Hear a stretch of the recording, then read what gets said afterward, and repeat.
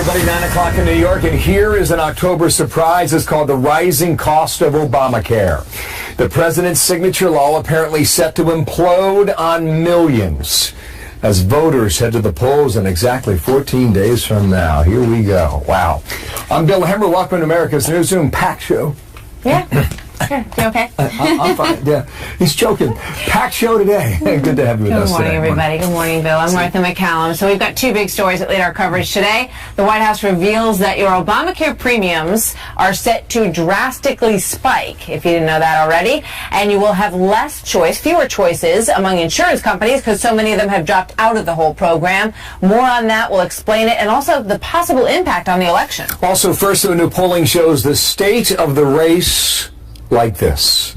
Hillary Clinton leads Trump by 5 points in a four-way race, according to CNN's numbers out late yesterday. Trump says pay no attention to polls like these.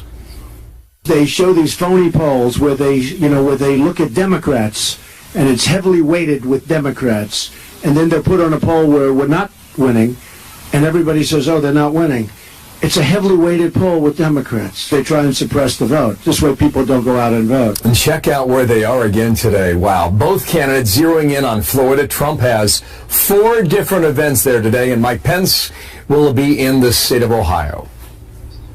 Hillary Clinton also campaigning in the Sunshine State today. Her running mate Tim Kaine will be in Connecticut and in New York, 2 states that should be pretty safe for them. John Roberts beginning our live coverage this morning. He is in Miami. Good morning to you, John.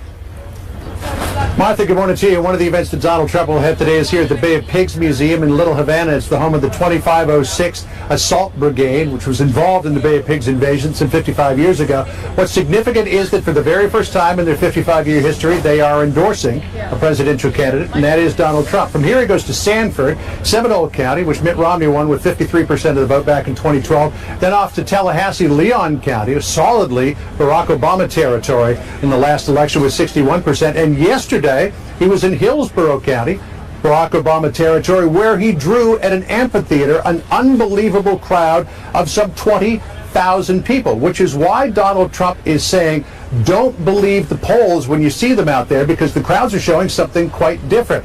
During that rally yesterday, and he did in St. Augustine, Florida earlier, he really hammered Hillary Clinton and the Democrats for the story that Terry McAuliffe, the governor of Virginia's PAC, gave almost $500,000 to the wife of Andrew McCabe, the deputy FBI director who was overseeing the Hillary Clinton email investigation. Here's what Trump said. Her best friend and absolutely closest ally gives $675,000 in campaign contributions to the woman who's married to the FBI person who's doing the investigation. No wonder they found nothing wrong. So back to the crowds. When you look at the size of the crowds, then you look at the polling, he's down 4 here in Florida. There does appear to be something of a disconnect. There may be something to Trump's claims. He says that the polls are not necessarily reflecting what's going on in 2016 with the modeling that they're using, also claiming that the Democrats, according to WikiLeaks, are gaming the system. This is what he said about that in St. Augustine. WikiLeaks also shows how John Podesta rigged the polls by oversampling Democrats, a voter suppression technique. It's called voter suppression because people will say, oh, gee, Trump's out. Folks, we're winning. We're winning. We're winning.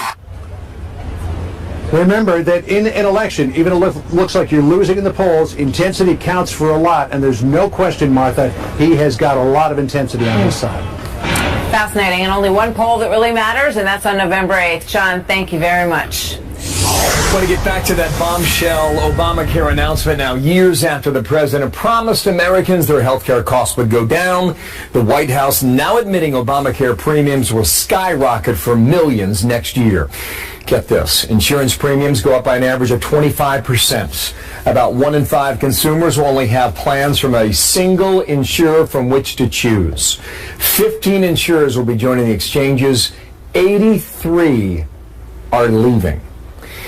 Byron, you are chief political correspondent, Washington Examiner, and Fox News contributor. It wasn't supposed to go this way, was it, Byron? Wow, that's a sticker shock. Go.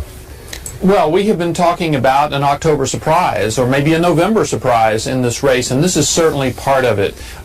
These increases are far more than have happened in earlier years of Obamacare, and they basically are the opposite of what President Obama and Democrats promised with Obamacare. They said there would be lower prices and more choice, and now what we're seeing is higher prices and less choice, and not just in premiums.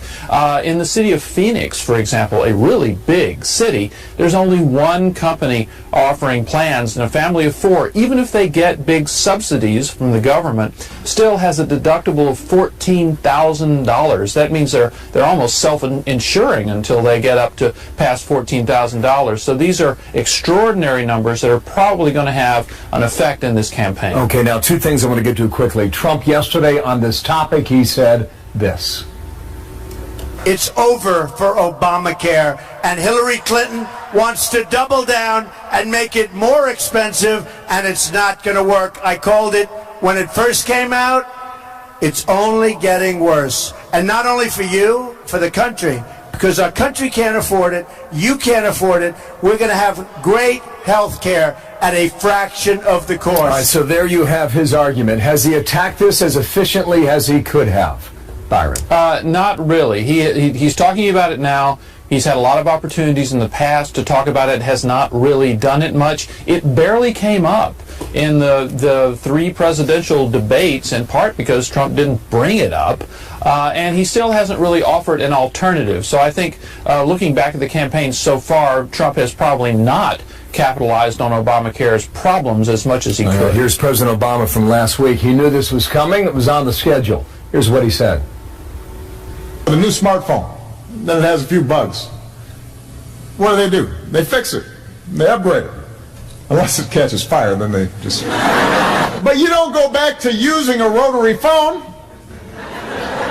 You don't say, well, we're repealing smartphones. Yeah, but this is a fix that's monumental, right? I mean, unless it catches fire, and Republicans would argue it has, Byron. You know, I was at a Mike Pence rally here in North Carolina yesterday, and Mike Pence read that transcript of Obama's remarks. He just could not believe that Obama compared the Affordable Care Act to the Samsung Note 7. But he did, and Hillary Clinton has a difficult problem here because the president and Democrats own Obamacare 100%. And if you listen to her on the campaign trail, she doesn't really talk about it that much. Sometimes she'll say, you know, people have coverage, but they can't afford to use it, which doesn't sound very supportive of Obamacare. She promises to expand it. She promises to increase subsidies. But right now, it's something she doesn't talk about that much. Well, Byron, thank you. There's going to be a lot of talk about this throughout the day. Thank you very much, Byron York, at this Thank live you, Bill. there. And you mentioned it not coming up in the debate. You know, you had a calendar. You knew the rates were coming, but it happened after debate number 3 from Vegas. Yeah, and she doesn't talk about it much, but it's affecting so many people across this country. Yes. And when you think about the stuff that has been focused on, it really raises a lot of questions about where we've been in this whole debate. In fact, there's new controversy following another undercover video release from Project Veritas and conservative activist James O'Keefe. It allegedly shows key Democratic Party operative Robert Creamer talking about Hillary Clinton's personal involvement in sending Donald Duck mascots to Trump rallies. I mean, you just can't make this stuff up, right? They were sent to harass Trump about not releasing his tax returns. Listen to this. In the end, it was the candidate, Hillary Clinton, the future president of the United States, who wanted ducks on the ground. So by God, we can give ducks on the ground. So it's wow. Don't read that thing. He had gone to somebody who's smart to buy people, and she had explained the idea to Hillary, and Hillary just loved it. And she just loved it. Don't tell this to anybody, they say in that tape. Another key Democratic operative, Scott Fogle, also allegedly caught on camera, this time talking about how the Donald Duck campaign could actually incite violence, he believed. Because I got to tell you, I think this duck is going to get Somewhere. Oh, sure. Someone's going to rip his costume off.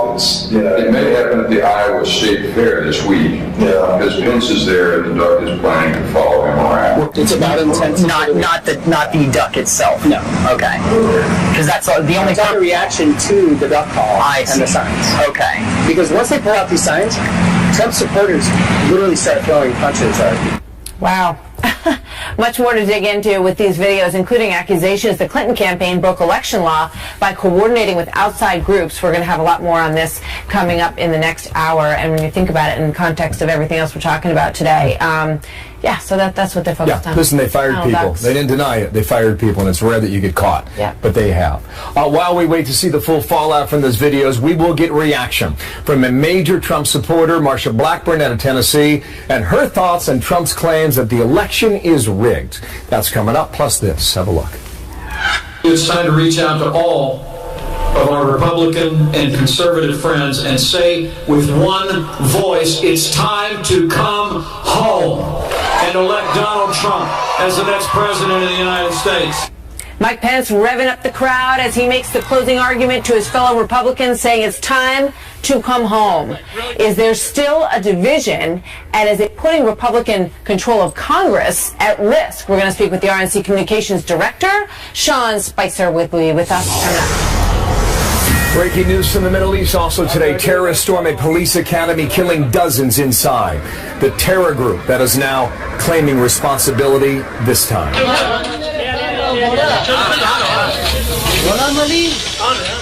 With this Fox News alert, ISIS now claiming responsibility for a suicide bomb attack at a Pakistani police academy that killed at least 59 people. It happened overnight in the southwestern city of Quetta. The terrorists stormed the building while many of the recruits were sleeping in their dorms. More than 100 police cadets and recruits were hurt, many of them now in critical condition.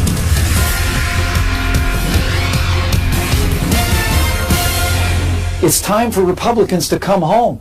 We've got support from independents. We've got support from many Democrats.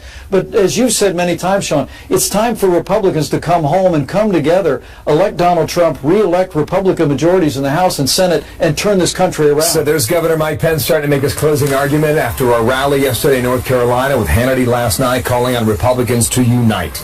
Sean Spicer, Chief Strategist, Communications Director for the RNC. Good morning to you. Good morning. You got all these numbers running through your head. We do. First, take Pence's point. Yeah. It's time to come home.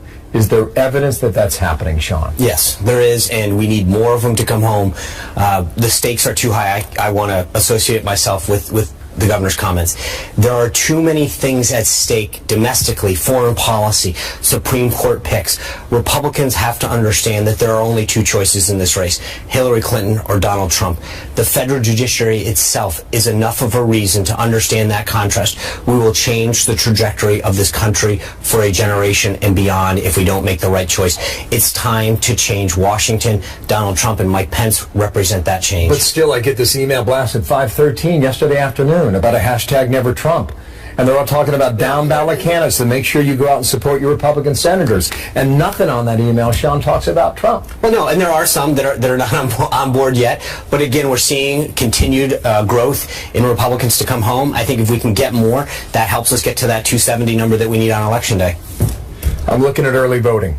You have good news in Ohio. Yeah, we do. White share of the vote's up 3 points from 4 years ago. Black share of the vote is down 7. In Florida, mail-in ballots, Republicans lead Democrats so far. But typically, you lead in that number anyway, don't you? We don't. Early vote is where Democrats do well. We do very well on Election Day. Republicans tend to show up. Democrats need to do very, very well. I'm talking about mail-in ballots. Right. I'm not talking about in-person voting. I understand that. There's absentee ballot and early vote. So you look at Florida. We have a lead when it comes to both absentee ballots requested and returned. We are up a total of 850,000 Republicans that have requested ballots from 2012. Democrats are down. You go to Iowa. In the last 5 days, we have led the number of absentee ballots returned. Democrats are down about 82,000. They need a huge lead in Iowa to win. They're not seeing the numbers to come through the way they did in 2012. Nevada, Dems are down 3,000 fewer ballots than they had in 2012. Republicans are up. North Carolina, Democrats Democrats are down 17,000 votes, fewer ballots in the first 5 days of early voting than they were in 2012. Republicans up 15,000. Our people are coming, are showing up. Let me slow the roll for just a moment here. The early ballots, again, in North Carolina are lower than they were 4 years ago. Well, we're getting more low-propensity voters. We've got about 15,000 people who don't traditionally show up but are registered to vote, actually either voting in person or voting absentee. That's important. Remember, Democrats in North Carolina alone, Barack Obama had a 300,000 vote, early vote lead going into Election Day. And Mitt Romney carried that state because Republicans showed up on Election Day. So if we can cut into their early vote of Democrats in some of these key battleground states, that portends very well for us on Election Day. And we're seeing that trend, Republicans up, Democrats down in almost every one of these key battleground states. I can go shopping for more good news for you, or I can shop for more good news for her. African-American vote in Georgia is down compared to 2012 levels. We'll see what happens with the millennial vote also. But you mentioned Florida. Numbers show equal number of Democrats and Republicans have requested early ballots. Four years ago, you were up 7. We're up absentee. You were barely up in the early vote. 17 points by that same statistic 4 years ago. But again, as I've said, we added 850,000 new folks have requested the ballot. Now we've got to chase them in the remaining 14 days and get them to do. They also have a bigger lead in that first day of early voting. We've closed that gap and we'll continue to do that going forward. So both on the absentee ballot and on the early vote, we're much better positioned from where we were in 2012. They're not. Now, the other point that you just made that's interesting, she has an enthusiasm gap, whether it's with the minority voters, women voters, with young voters. There's a problem that Hillary Clinton has right now with getting those people out to vote. When you look at the disparity between where we are in enthusiasm, the Trump movement is what, and that message of change is, I think, what's going to help propel us in each of these battleground states to go over the top. Okay, one more point. Nevada officials there say Clark County's had a record number turnout so far. Democratic stronghold. We'll see which way that goes. Overall, what do you believe the state of the race is as you examine the millions of votes that have already been cast? What do you think it is? I think it's a very, very close race, and not just nationally, but in the battleground states. The difference is this, and this is what's going to come down to.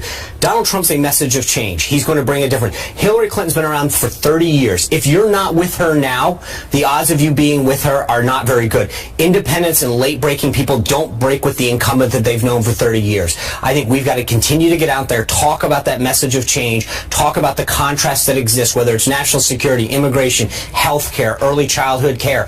All of those issues are a big difference between Donald Trump and Hillary Clinton. Come back in a week, okay? I will Sean be here. Spicer from the RNC. Thank you, Sean. All right, Martha, what's next?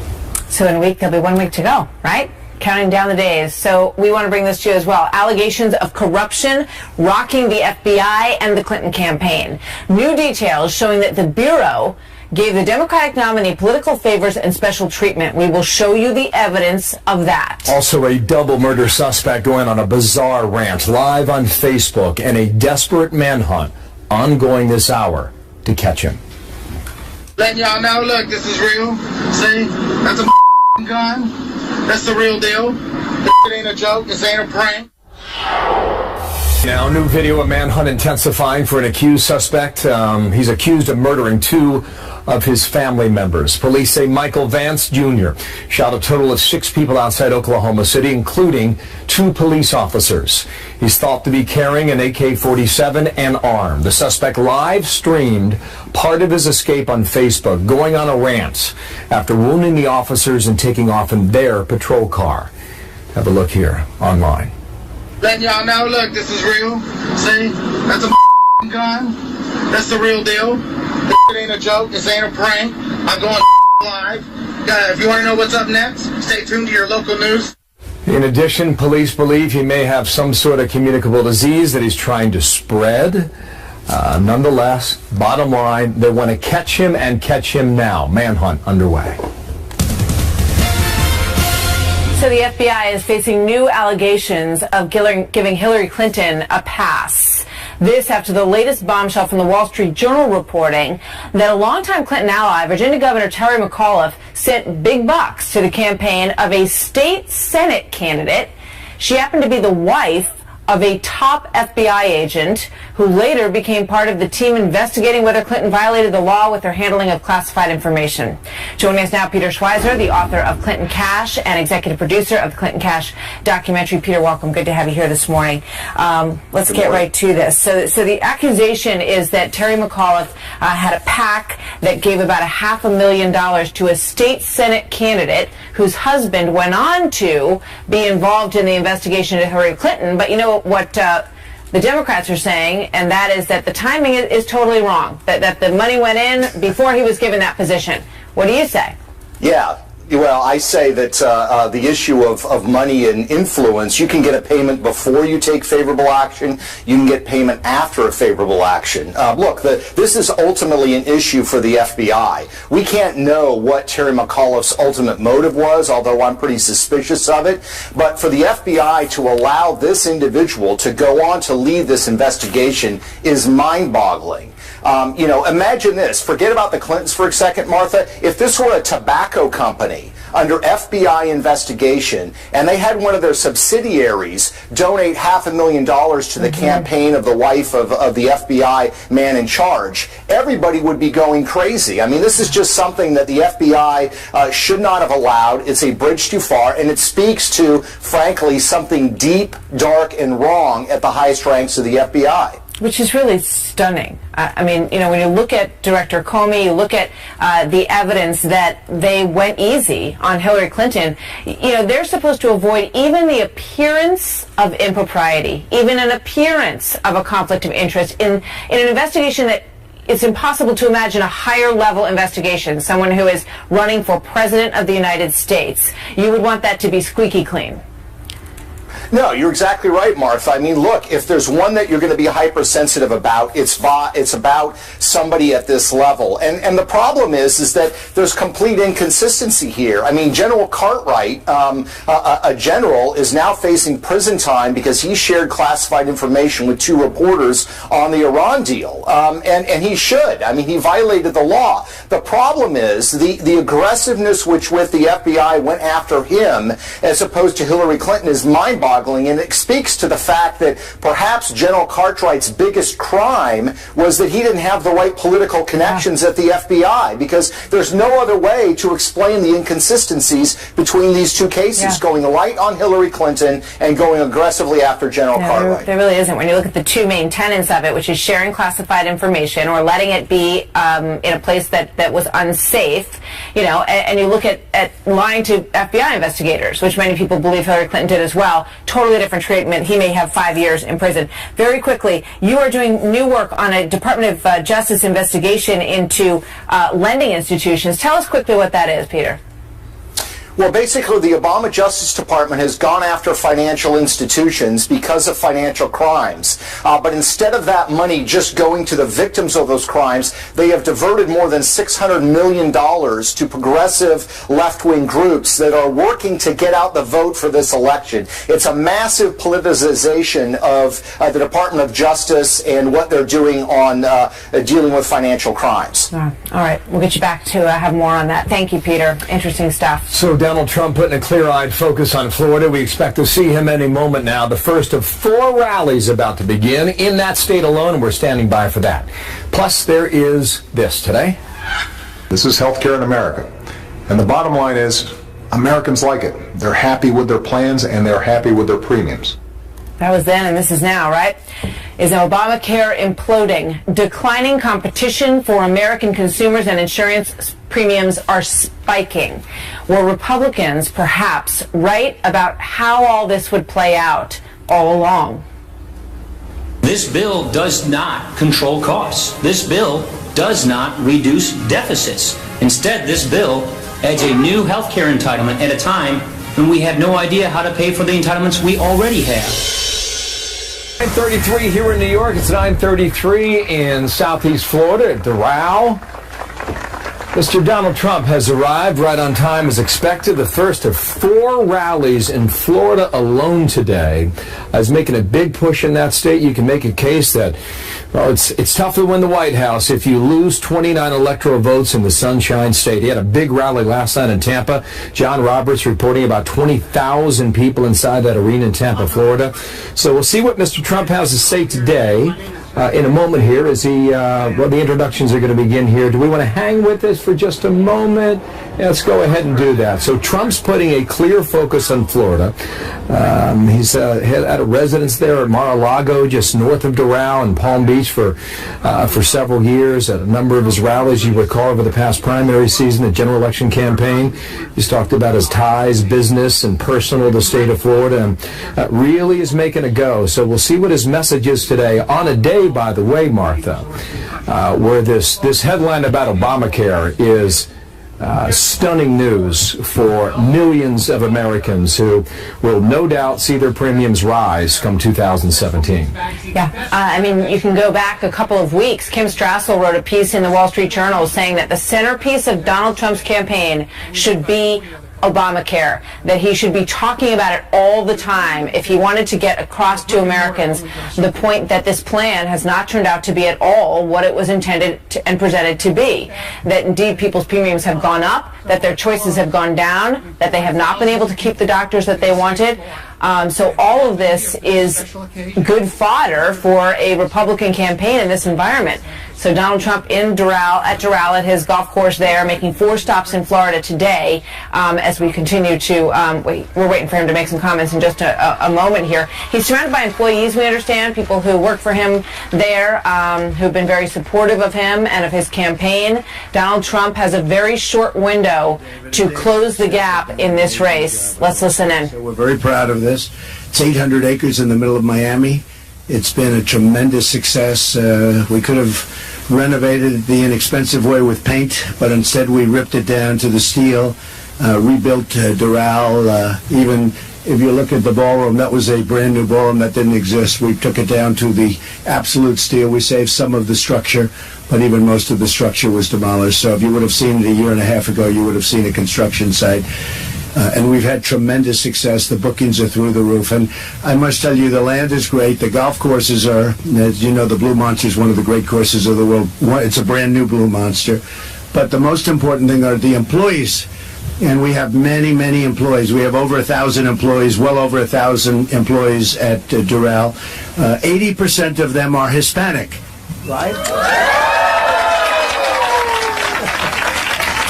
We have 80% Hispanic. People don't know these things, and they have done a fantastic job. And we issue reports to different people, and we let people, as they stay here or play the courses, what do you think of the various elements of Doral? And the thing that they just love, they love the course, they love the brick and mortar, but they love the employees. They are so fantastic, and we're so proud of them.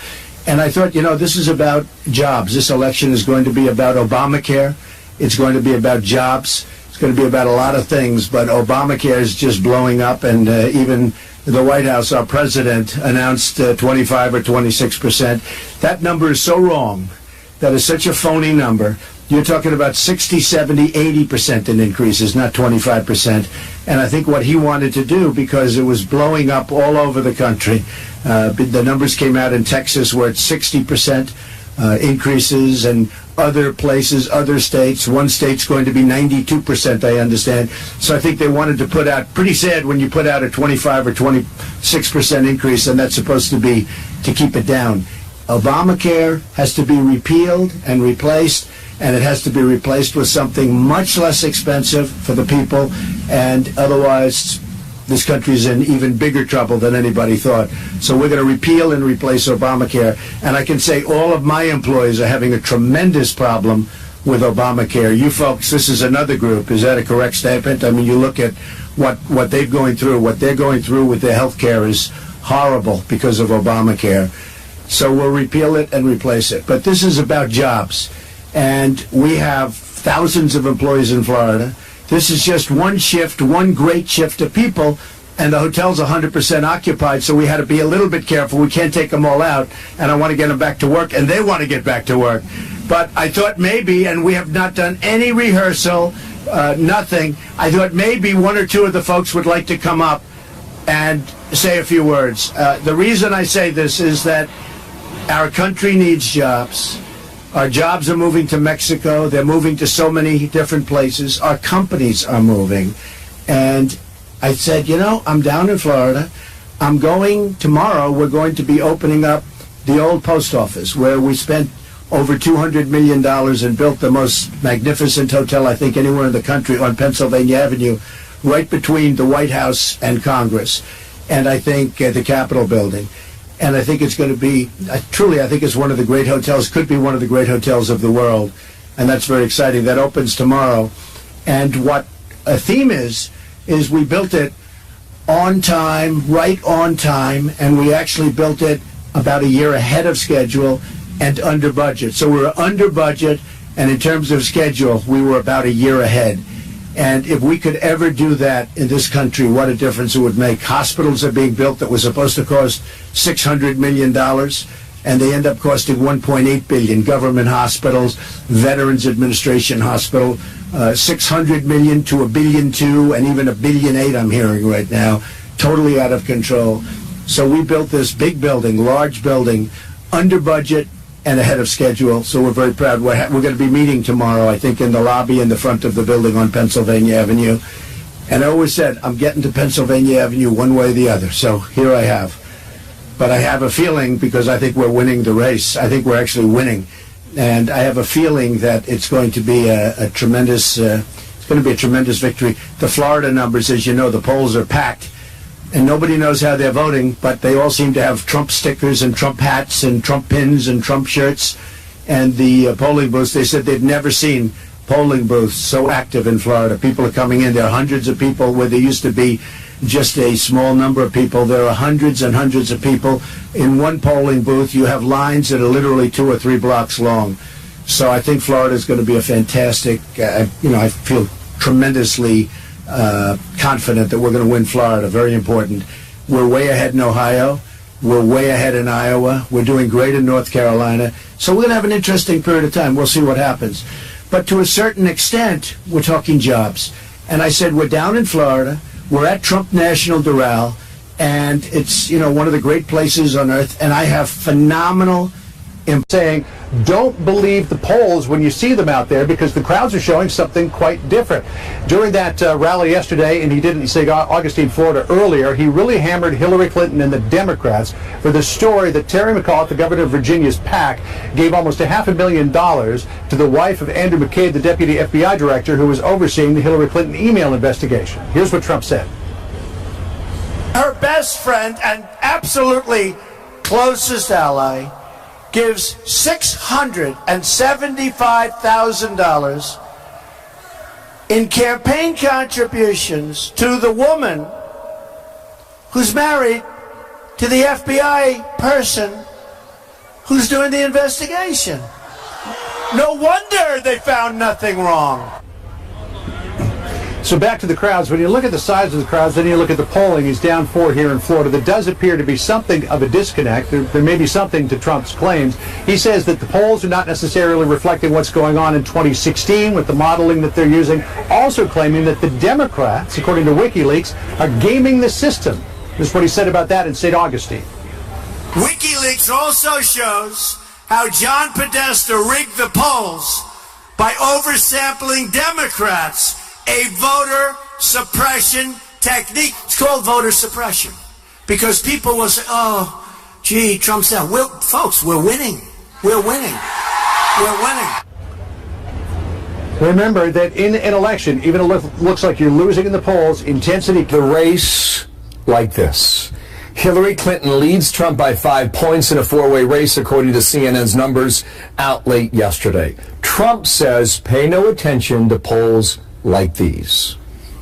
They show these phony polls where they look at Democrats, and it's heavily weighted with Democrats, and then they're put on a poll where we're not winning, and everybody says, oh, they're not winning. it's a heavily weighted poll with Democrats. They try and suppress the vote. This way people don't go out and vote. And check out where they are again today. Wow. Both candidates zeroing in on Florida. Trump has 4 different events there today, and Mike Pence will be in the state of Ohio. Hillary Clinton also campaigning in the Sunshine State today. Her running mate Tim Kaine will be in Connecticut and in New York, 2 states that should be pretty safe for them. John Roberts beginning our live coverage this morning. He is in Miami. Good morning to you, John. Martha, good morning to you. One of the events that Donald Trump will head today is here at the Bay of Pigs Museum in Little Havana. It's the home of the 2506 Assault Brigade, which was involved in the Bay of Pigs invasion some 55 years ago. What's significant is that for the very first time in their 55-year history, they are endorsing a presidential candidate, and that is Donald Trump. From here, he goes to Sanford, Seminole County, which Mitt Romney won with 53% of the vote back in 2012. Then off to Tallahassee, Leon County, solidly Barack Obama territory in the last election with 61%. And yesterday, he was in Hillsborough County, Barack Obama territory, where he drew at an amphitheater an unbelievable crowd of some 20,000 people, which is why Donald Trump is... Everybody, 9 o'clock in New York, and here is an October surprise. It's called the rising cost of Obamacare.